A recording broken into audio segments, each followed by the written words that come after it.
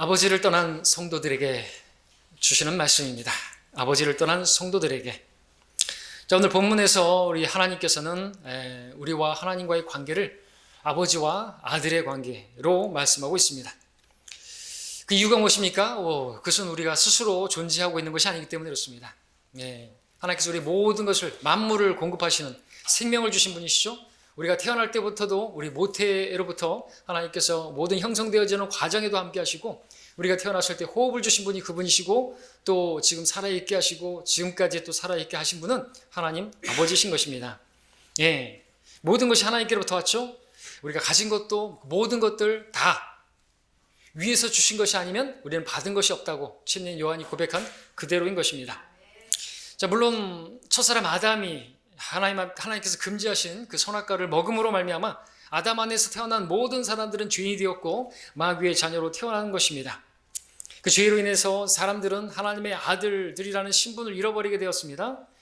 하지만 우리를 사랑하신 하나님께서 자신의 아들을 통해 우리 모든 죄들을 씻으시고, 또한 우리 안에 아들의 영을 허락하셔서 아버지로 부를 수 있는 그런 특권을 허락해 주신 것입니다. 오늘 본문 탕자의 비유, 많은 설교자들에 의해서 구원받지 않은 죄인들이 구원받는 것에 적용해서 설교를 하는 것이 사실이지만, 사실상 구원받기 전에 죄인들은 아버지와 아들과의 관계가 아닌 것입니다. 죄인은 오히려 그 아비는 마귀라고 성경이 말하고 있죠. 그래서 본문을 구원에 적용하는 것은 맞지 않습니다. 그래서 오늘 우리는 이 본문을 구원은 받아서 아들은 되었지만 아버지와의 교제가 멀어져 있는 그러한 성도들에게 아버지와의 관계를 회복하는 그러한 말씀으로 받고자 하는 것입니다. 다시 한번 11절 12절을 읽겠습니다. 또 주께서 말씀하시기를, 이 시간 우리에게 말씀하십니다. 어떤 사람에게 두 아들이 있었는데 그중 작은 아들이 아버지에게 말하기를, 아버지, 저에게 돌아올 재산의 몫을 주소서라고 하니 그 아버지가 자기 살림을 그들에게 나누어 주었더라. 하나님과 우리의 관계는 아버지와 아들의 관계입니다. 자매님들도 우리는 다 하나님의 아들들로 되었죠. 영접하는 자들에게 하나님의 아들들이 되는 권세를 주셨다고 우리 성경은 기록하고 있습니다. 하나님의 자녀가 아니라 우리는 장차 하나님의 아들들로 다 변모가 될 것이기 때문에 그렇습니다. 자, 만물을 소유하신 그분이 우리 아버지십니다. 본문에 나오는 아들, 아버지와 함께하면서 아버지의 은혜를 누렸던 것처럼 우리도 하나님을 아버지라 부르게 되었을 때 우리는 아버지와 함께하는 중에 많은 은혜를 누릴 수 있게 되었습니다.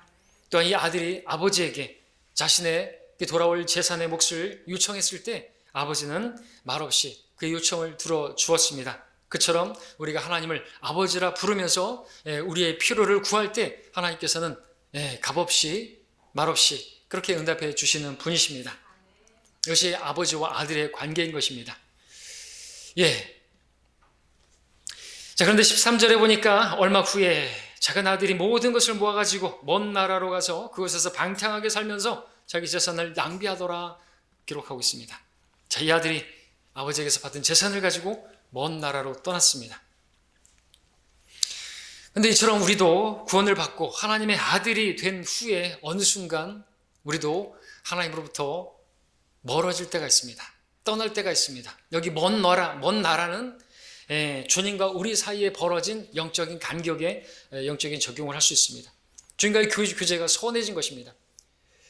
이 시간에 우리가 여기 있지만 우리 마음이 주로부터 멀리 있다고 한다면, 마음이 세상에 있다거나 마음이 콩밭에 있다고 한다면 우리는 지금 그곳에 있는 것이지 이곳에 있는 것이 아닌 것입니다. 주님께서 이곳에 계시지만 나는 다른 곳에 있는 것이겠죠. 영적인 위치가 실제이기 때문에 그렇습니다. 자, 그렇다면 이 작은 아들 왜 아버지를 떠난 것입니까? 그 원인은 어디에 있었던 것입니까?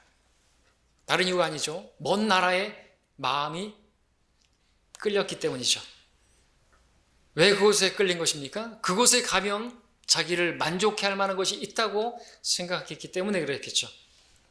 그처럼 마찬가지로 우리 또한 주님과 교제하고 그분과 동행하는 삶에서 벗어나게 되는 이유는 다른 것이 아닌 것입니다. 세상과 세상에 있는 것들에 우리 마음이 빼앗겼기 때문에 그렇죠. 그것들이 나에게 만족을 줄 수 있을 거라고 착각했기 때문에 그런 것이죠. 그러나 그 결과는 어떤 것입니까? 13절에 보니까 그곳에서 방탕하게 살면서 라고 말씀하고 있습니다. 물론 이 아들은 방탕하게 살았습니다. 아버지를 떠나서. 그러나 아버지를 떠난 삶은 그 자체가 방탕한 것입니다. 에베소 5장에서는 분명히 말씀하시죠. 술 취하지 말라. 그것은 방탕한 것이니 오직 성령으로 충만하라 말씀하고 있습니다. 우리가 성령으로 충만하지 않은 삶은 사실 방탕한 삶인 것입니다. 술 취하지 않았어도 그런 것입니다. 그것은 내 마음대로 사는 삶이고 나를 위해서 사는 삶이기 때문에 내가 비록 어떤 죄를 짓지 않는 삶을 산다 할지라도 사실은 이미 그 자체가 죄인 것이죠. 하나님께서는 우리를 구원하신 목적이 있는데 그 목적에서 벗어나는 것이, 죄라는 말의 어원이 관역에서 벗어나는 것이에요. 하나님께서 우리를 구원하신 목적이 뭡니까? 우리가 살아도 주를 위해서, 죽어도 주를 위해서 살게 하시려고, 주님의 종으로서 또 주님께서 원하시는 선한 일에 독특한 백성으로 우리를 살게 하시려고 우리를 구원하신 거 아닙니까? 거기서 벗어나서 사는 삶 자체가 방탕한 삶인 것입니다. 주를 위해서 사는 삶이 아니라 나를 위해서, 나의 어떤 자아 성취를 위해서, 내가 이 세상에서 뭔가를 얻기 위해서, 추구하기 위해서, 성공을 위해서 하나님 보시기에는 그거 다 의미가 없는 것입니다. 그런 것들은 다 솔로몬에게 비한다면 그거는 풀의 꽃의 영광에도 비하지 못하는 것입니다. 금방 시들어져 버릴 것이죠. 우리 육체도 시들어 버리잖아요. 그죠? 나이가 들면 그거를 누리고 싶어도 그 누리는 게 재미가 있습니까? 얼마나 누리겠다고요? 아무것도 아닌 것입니다. 자, 이 아들이 아버지를 떠나 살아가는 삶, 자신의 정욕을 따라서 마음대로 살아가는 것이었습니다. 또한 자기 재산을 낭비하더라 그랬는데 아버지께서 주신 그 모든 것을 다 낭비해버린 것이죠. 그러던 중에 14절에 보니까 그가 모든 것을 탕진한 후에라고 했습니다. 아버지가 주신 것을 다 잃어버리게 되는 것입니다. 마찬가지입니다. 우리도 아버지를 떠나서 살 때 우리의 삶은 육신을 따라 사는 삶이 되고 말 것이고, 육신의 생각과 육신의 요구대로 살아가게 되게 되면 우리는 피놓고 방탕한 삶을 살게 되는 것입니다. 절제하지 못하는 삶을 살게 되는 것입니다. 또 이 아들이 아버지에게서 받은 재산을 낭비한 것과 같이 우리도 육신의 요구대로 살아갈 때 주님께서 주신 모든 것들을 다 잃어버리게 됩니다. 주님께서 주신 그 보화들을 다 잃어버리게 됩니다. 그 보화들이 무엇일까요? 그것은 우리가 주님과 함께하면서, 주님과 교제하면서 주님께서 우리에게 주신 것들입니다. 구원의 기쁨부터 시작해서 구원의 확신, 그 확신으로 인한 담대함, 기도의 응답, 그분께 대한 믿음, 그분께 대한 감사, 그분께 주시는 화평, 그분께서 또 주시고자 하시는 그 소망, 복된 소망, 산 소망, 그와 같은 모든 정말 진짜로 좋은 것들을 다 잃어버리게 되는 것이죠. 주님을 떠나서 살게 되면, 이 세상만을 바라보게 되면 그런 것들을 다 잃어버리게 됩니다. 믿음, 정금 같은 믿음이라고 하는데 그것도 잃어버리게 되고요. 소망, 주님께서 다시 오시면 우리가 들림받게 될 소망도 잃어버리게 되고 그냥 살아가는 것이에요. 근데 그 삶이 어떤 삶입니까? 성경에서 보면 개가 토해낸 것으로 다시 돌아가는 삶이고 돼지가 씻고 나서 진창 속에 뒹구는 삶이라고 그렇게 말씀하고 있는 것이죠. 우리를 그렇게 살라고 우리를 그분께서 그렇게 값을 지불하고 사신 게 아닌 것이에요. 우리 어머니 그렇게 말하죠. 불효자들 향해서 내가 너 같은 자식을 낳으려고 그렇게 10달 동안 배 아파서 너를 낳은 게 아니라고. 우리 주님께서도 마찬가지입니다. 어떤 그런 방탕한 그런 성도의 그런 삶을 살라고 그렇게 십자가에서 피 흘리는 삶을 그렇게 피 흘리신 것이 아닌 것입니다. 그렇죠? 주님의 은혜를 우리는 잊어버리지 말아야 되죠. 그 은혜를 헛되이 받지 말아야 되는 것입니다. 자, 우리가 근데 세상과 가까워지게 되면, 세상의 마음을 빼앗기게 되면 그렇게 다 잃어버리게 되는 거예요. 영적인 보화들을 다 잃어버리게 되는 것입니다. 우리 찬송가 가사에 있잖아요. 주 안에 숨겨진 귀한 보배 다 헤아릴 수 없네. 천만 황금보다 더 귀중한 은혜와 자비일세. 주 안에 숨겨진 그 풍성함 말로 다 할 수 없고 금보다 더 귀하다고 그렇게 말하고 있는 것이죠. 그것을 받아본 사람들은, 그것을 누려본 사람들은 아멘할 수가 있는 것입니다. 그게 더 귀한 거예요. 행복은 물질이 아니죠. 영적인 것입니다. 영이 채워지지 않으면, 사람 안에 영을 주신 그 하나님께서 그 영이 채워지지 않으면 다른 것으로 만족할 수 없는 게 우리 인생이에요. 그렇잖아요. 돈 많은 사람들이 왜 자살하고 그러는 것입니까? 뭔가를 이루었다고 하는 사람들이 왜 그렇게 마약하고 왜 그러는 것이에요? 공허하거든요. 만족이 없습니다. 솔로몬 말했잖아요. 헛되고 헛되니 모든 것이 헛되도다. 헛된 것을 쫓아 살아가 신기루의 승부. 가서 보면 아무것도 없어요. 그것을 우리가 알게 된 사람들이잖아요. 그죠? 우린 돌아선 거예요. 회개가 그겁니다. 돌아선 것입니다. 나를 위해서 그렇게 살던 삶에서 돌아서서 주를 위해서 살겠다고 하는 그것이 회개인 것입니다. 근데 지금 다시 떠난 것이, 여러분들 혹시 그런 회개가 필요한 분이 있다면 오늘 말씀을 잘 들으시기 바랍니다. 다시 돌이켜야 되는 것입니다. 근데 우리가 그렇게 돌이킬 수 있어요. 이 아들과 같이 신부는 아들이에요. 구원받은 성도입니다. 그런데 아버지를 떠나는 것이에요. 이해가 안 될 것이에요. 아버지 입장에서는. 자, 그렇게 잃어버리게 됩니다. 14절에서 뿐만 아니라 14절에 보니까 그 나라에 큰 기근이 들어 궁핍하게 되기 시작하니 그랬습니다. 하나님께서 우리를 사랑하시면요, 징계도 주십니다. 반드시 문제가 생기죠. 근데 아무 문제도 없다. 사생아가 아닌가 생각해 볼 수 있습니다. 우리를 사랑하시기 때문에 징계도 허락하시는 것이죠. 우리를 사랑하시기 때문에 그 길을 갈 때 어떤 어려움이 생기는 것이에요. 궁핍하게 됩니다. 기근이 임합니다. 비가 안 내립니다. 하나님께서 우리를 부르시는 신호로 받아들일 수가 있어야 되겠죠. 돌이키라고 주시는 것입니다. 우리가 주님과 멀어지기 시작하면 우리 삶에 어떤 문제들이 생기는 것입니다. 그런 중에 정말 괴롭고 고통스러운 것은 우리 영이 피폐해진다는 것이죠. 그 이유는 세상이 주는 것으로 우리는 만족할 수 없기 때문에. 그런 것은 육체의 만족을 줄 수 있을지 모르겠지만 그것도 잠시. 진짜 만족은 없습니다. 참된 평안 그런 거 없습니다. 아무리 돈이 많아도 평안. 주님께서 주시는 평안은 뭐예요? 세상이 주는 것 같지 않습니다. 세상이 주는 평안이라고 하는 것은 뭐 먹을 거 있고 입을 거 있고 뭐 갖춘 것이 있으면 평안할지 모르겠습니다. 근데 지금 평안할 수 있나요? 지금 세상을 보면? 우리는 또 북한하고 같이 대치하고 있고 코로나에다가 돈이 많고 하면 뭐 할 거예요? 맨날 마스크 쓰고 다녀야 되고, 그렇죠? 또 미세먼지 때문에 또 그렇게 또 마스크 써야 되고 황사로 인해서 마스크 써야 되고 답답하네요, 진짜. 그죠? 그런 삶이 이 세상에서의 삶이 이건 우리가 이 세상은 우리가 살만한 곳이 못 되는 곳입니다.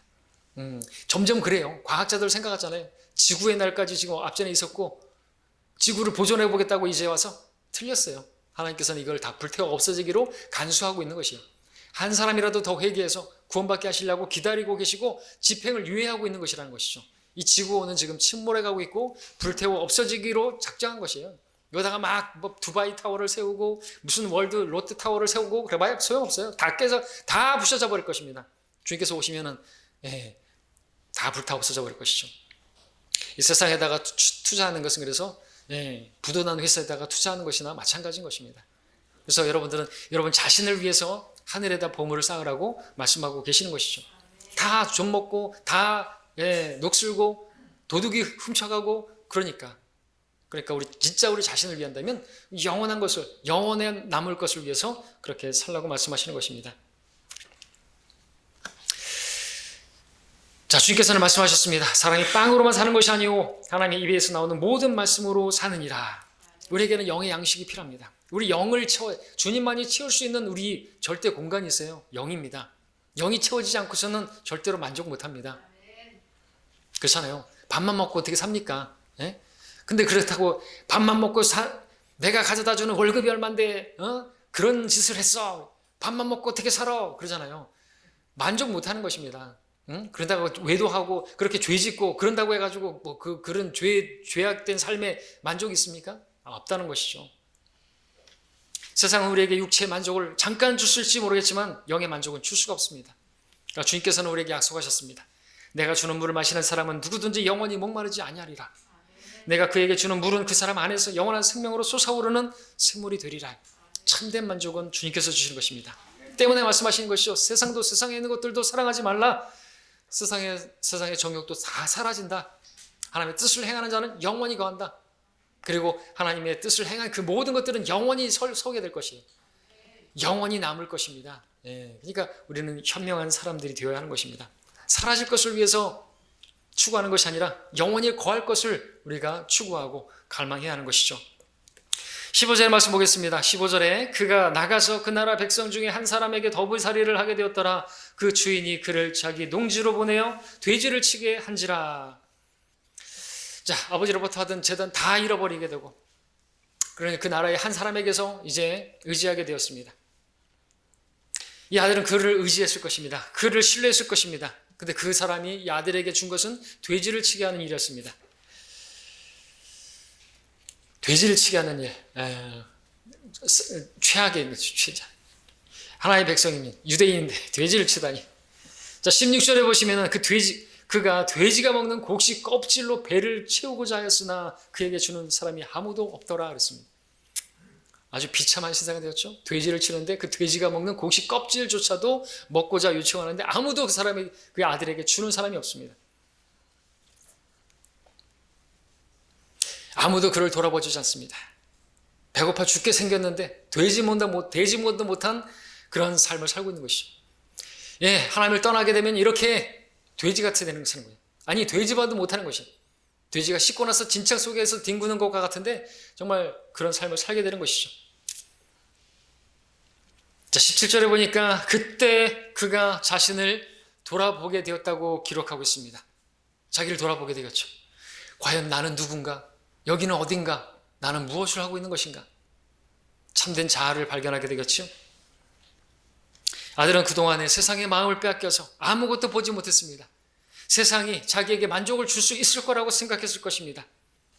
그는 세상에 있을수록 점점 세상의 밑바닥으로 떨어지고 잊고 있었지만 그래도 언젠가는 자기에게도 좋은 날이 올 거라는 그 기대가, 그 막연한 희망을 가지고 그렇게 살았을 것입니다.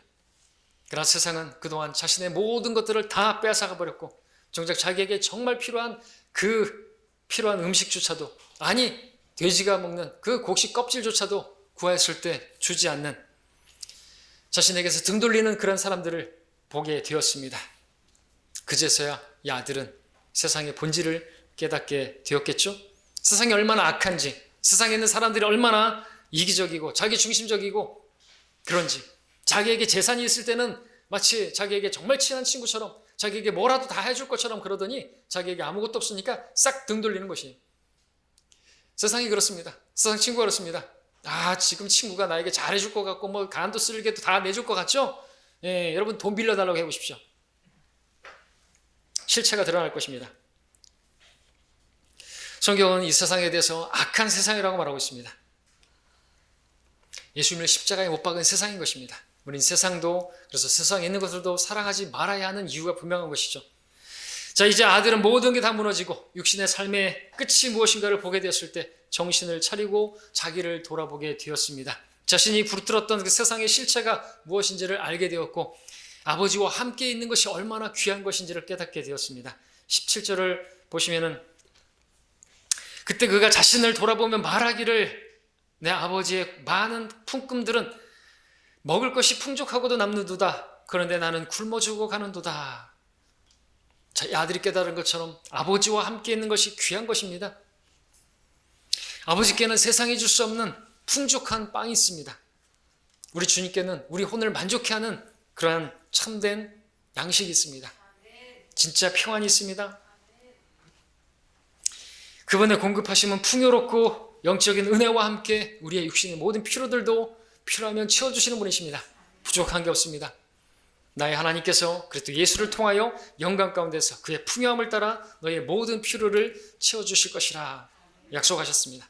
그렇기 때문에 구하라고 말씀하시고 찾으라고 말씀하시고 두드리라고 말씀하십니다. 그러면 얻을 것이고 그러면 찾을 것이고 그러면 열릴 것이라고 말씀하십니다. 그러시면서 하늘에 계신 너희 아버지께서 구하는 자들에게 좋은 것들을 많이 주시지 않겠느냐고 말씀하셨습니다. 구하라고 말씀하십니다. 우리 아버지께는 모든 필요를 채워줄 수 있는 풍성함이 있는 것입니다. 예. 그러한 주님을 기억해야 되겠죠. 여러분이 지금 피폐하고 비참하고 그런 가운데 있다면 말입니다. 그럴 때일수록 주님을 기억해야 되는 것입니다. 그때라도 돌이켜야죠. 고난의 날에 나를 부르라. 18절부터 이제 20절 상반절까지를 읽겠습니다. 이제 내가 일어나서 내 아버지께로 가리라. 그리고 이렇게 말하리. 아버지여, 내가 하늘을 거역하여 아버지 앞에 죄를 지었나이다. 나는 더 이상 아버지의 아들이라고 할 만한 자격이 없나이다. 나를 품꾼의 하나로 삼아 주소서 하리라 하고 그가 일어나서 자기 아버지에게로 갔는데, 자, 비로소 아버지께로 돌아갑니다. 세상이 무엇인가를 깨닫고 아버지와 함께 있는 것이 얼마나 귀한 것인지를 깨닫고 그렇게 깨달았기에 돌아가는 것이죠. 비록 자신이 큰 죄를 지어서 아버지 볼 면목도 없고 아들이라 불릴 자격도 없었지만 아버지의 자비를 바라고 아버지께로 돌아가는 것입니다. 회개하는 것이죠. 자, 근데 아버지는 어떻게 했습니까? 20절에 보니까 그가 일어나서 자기 아버지에게로 갔는데, 여기까지 읽었습니다. 그가 아직도 멀리 있을 때 아버지가 그를 보고 가엾게 여겨 달려가 목을 안고 입 맞추더라 했습니다. 우리 하나님은 이런 분이십니다. 우리가 하나님께 죄를 지어서 자격 없음을 느끼지만 우리가 하나님이 너무나 필요하고 하나님께서 나에게 너무나 귀한 것을 알기 때문에 하나님의 자비를 의지하고 돌이키면 하나님께서는 우리가 그렇게 돌이키면 받아주시는 분이십니다. 하나님께서는 우리에게 달려와 주시는 분이십니다. 기다리고 계시는 것입니다. 골방에서 기다리고 계십니다. 그래서 말씀하시죠. 하나님께 가까이 다가가라. 그리하면 그분께서도 너희에게 가까이 다가가시리라. 기다리고 계십니다. 그러므로 여러분들 자비를 얻고 또 필요한 때에 도우시는 은혜를 발견하기 원하신다면 여러분들이 어떤 상태에 있다 할지라도 하나님을 기억하시고 하나님께서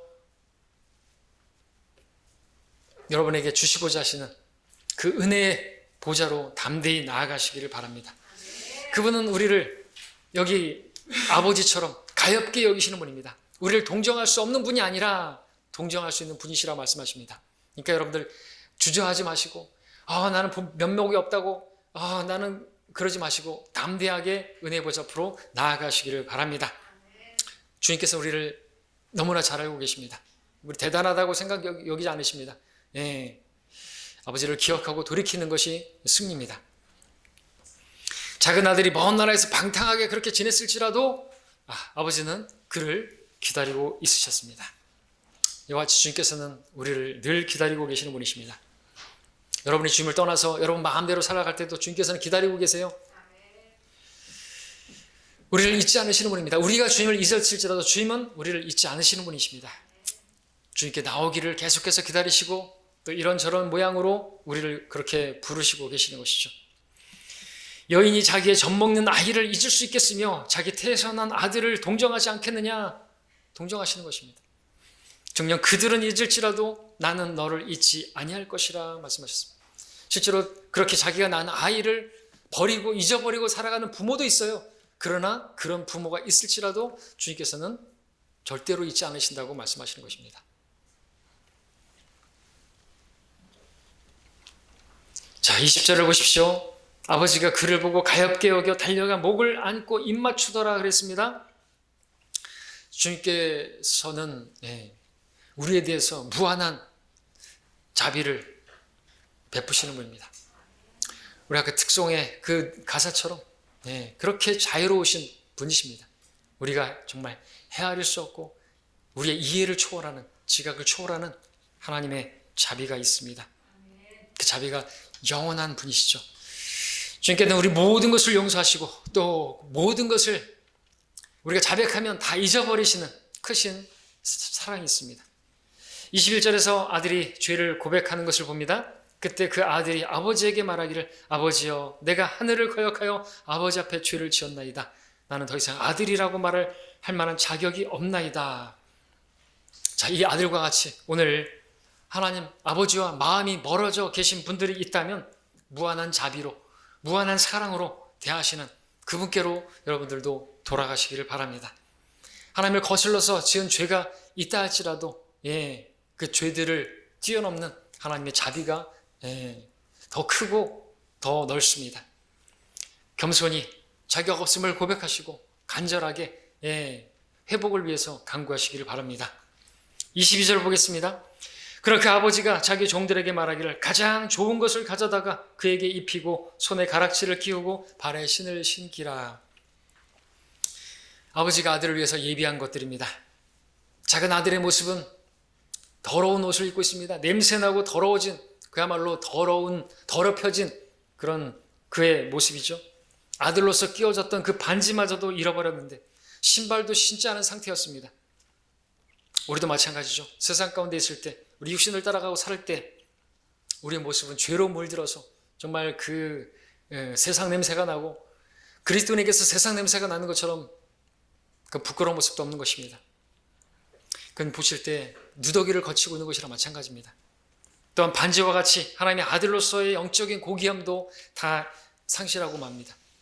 신발이 벗겨져서 맨발로 거친 길을 다니는 것처럼 많은 아픔과 상처가 있게 됩니다. 근데 아버지께서는 이 아들에게 가장 좋은 옷을 입혀준 것처럼 우리 하나님께 나아갈 때 하나님께서는 우리에게 가장 좋은 것을 주십니다.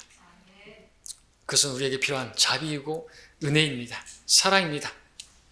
자신의 피로 정결케 하시고 깨끗하게 하시고 우리를 온전히 새롭게 하십니다. 또한 아버지가 이 아들에게 반지를 끼워준 것처럼 주님께서는 우리와 다시 교제를 회복시켜 주시는 것입니다. 아버지와 아들과의 그 관계를 회복시켜 주시는 것이죠. 자, 우리가 알아야 할 것이 있습니다. 주님을 떠나 있는 사람은 반드시 비참해진다는 것입니다. 비참해지는 것입니다. 영적으로 비참해진다는 것입니다. 이 아들을 보면 그렇죠. 돼지가 먹는 것도 먹지 못하는, 여러분 삼손을 생각해 보십시오. 삼손, 그가 주의 영이 그와 함께 했을 때, 하나님과 함께 했을 때는 얼마나 그 필리스타인들을 얼마나 많이 쳐서 죽이는 강한 그런 사람이었습니까? 그러나 그가 하나님을 떠났을 때 그의 눈은 멀었고 뽑혔고 그는 맷돌을 돌리는 일을 했는데 맷돌을 돌리지만 자기가 먹을 것이 아니었습니다. 먹을 것을 주는 사람이 없었을 것입니다. 맷돌을 돌리는데 먹지 못하는, 마찬가지로 탕자도 그렇게 돼지를 치지만 돼지가 먹는 것도 먹지 못하는 그런 삶을 살고 말았죠. 비천해진 것입니다. 마찬가지입니다. 세상의 마음을 빼앗겨서 주님으로부터 멀어진 사람은 그렇게 영적으로 비참해진다는 것입니다. 그러나 주님께 돌이킨 사람은 다름입니다. 주님께서 깨끗하게 하시고 새롭게 하시고 온전케 하시는 것입니다. 풍성케 하시기 때문입니다. 23절을 보십시오. 그리고 살찐 송아지를 이리로 끌어내어 잡아서 먹고 즐기자. 여러분, 죄인이 회개하면 하늘에 큰 잔치가 있다고 하죠. 마찬가지로 주님을 떠난 방황하는 성도가 아버지께로 돌이키게 되면요, 그 관계가 회복되게 되면요, 하나님께서는 그에게 큰 기쁨을 주시는 것입니다. 잔치하는 것과 같은 기쁨을 주시는 것입니다. 참으로 우리의 교제는 아버지와 그의 아들 예수 그리스도와 함께하는 것이라. 우리가 너희에게 이런 것들을 쓰면 너희의 기쁨이 충만하게 하려는 것이라. 요한일서 1장 3, 4절에서 이런 말씀을 주시는 이유가 뭐라고요? 여러분의 기쁨이 충만하게 하렴이라고죠. 이런 말씀을 여러분에게 주시는 이유가 뭐라고요? 주님과 교제하시라고요. 그 교제에서 멀어지지 말라고요. 이렇게 말씀하시는 것입니다.